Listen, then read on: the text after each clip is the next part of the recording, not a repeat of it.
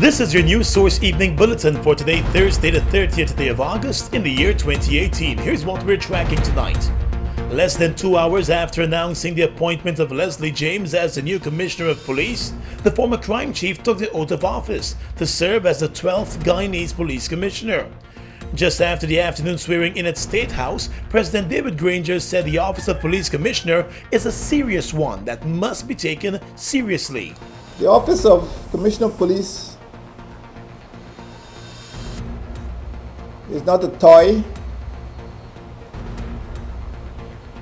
it's not a trinket, it is not a tool of political favor or patronage. The very security of the state, the safety of the Guyanese people rests on the police force and the officers who command it. And unless those officers are persons of integrity, of intelligence, and impartiality, this country will never be secure, and our women and children will never be safe. The president also said all of the constitutional requirements were met for the appointment of a new police commissioner. First, on the nomination of the National Assembly of Guyana,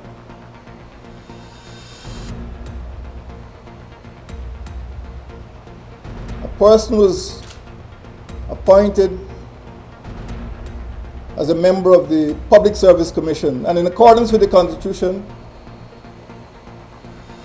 the Public Service Commission appointed a chairman, and in accordance with the Constitution, the chairman of the Public Service Commission was appointed to serve on the Police Service Commission.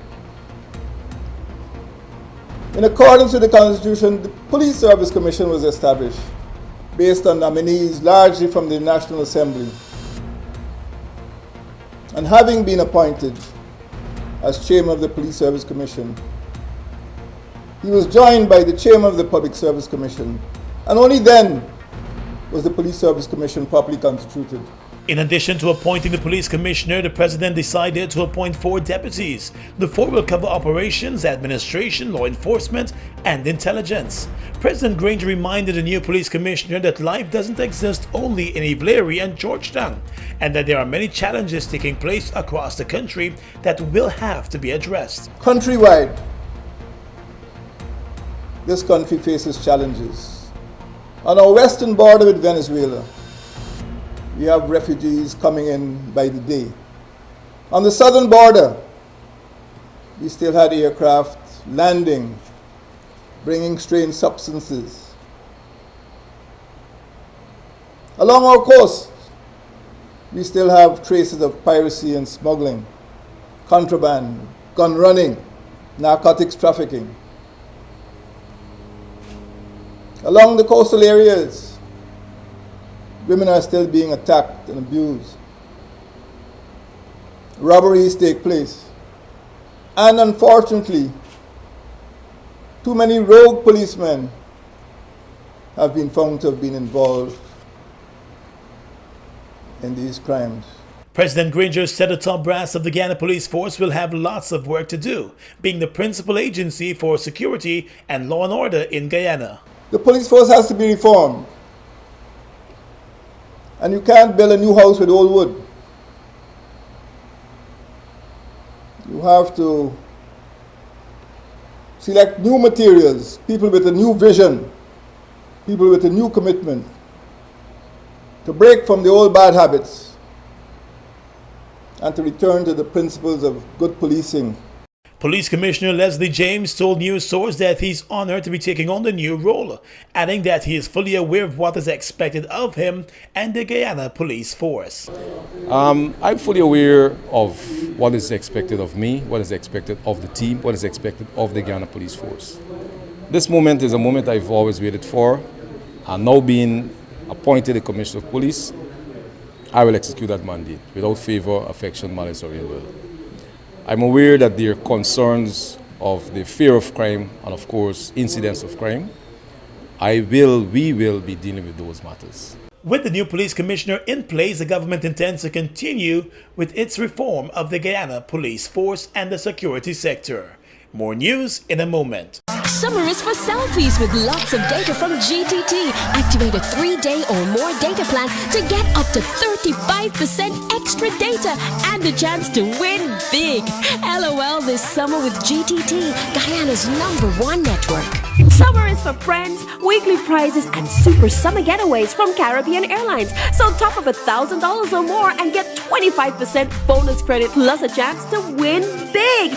LOL this summer with GTT, Guyana's #1 network. Welcome back. The appointment and swearing in of a new police commissioner came just hours after the president held consultations with opposition leader Jagdeo in keeping with the constitution. At a press conference this afternoon, Mr. Jagdeo said he did not offer any objections or any particular views on any of the persons chosen for the top officers of the Guyana Police Force. I did not have a positive or an adverse view to the names. I've heard from various people at various points in time about the individuals, and I do know many of them because they've been in the force for quite a long time. And I did not intend to raise rumors or conversations that people shared with me that can't be substantiated by evidence. Mr. Jagdeo also said that during this morning's consultations, he asked the president about reports that the persons who were interviewed for the police commissioner's job were made to face a geography test.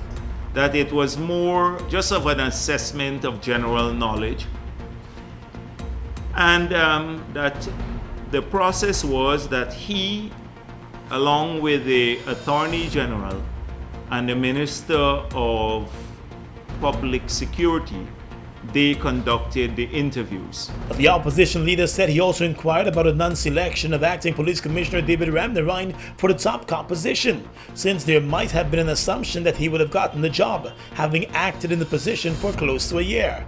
The opposition leader said the president indicated to him that he did not choose Ramnarine because of a specific issue, but he did not want to share that issue with him. Turning now to the oil and gas sector, the Exxon company today announced another oil find in Guyana's waters.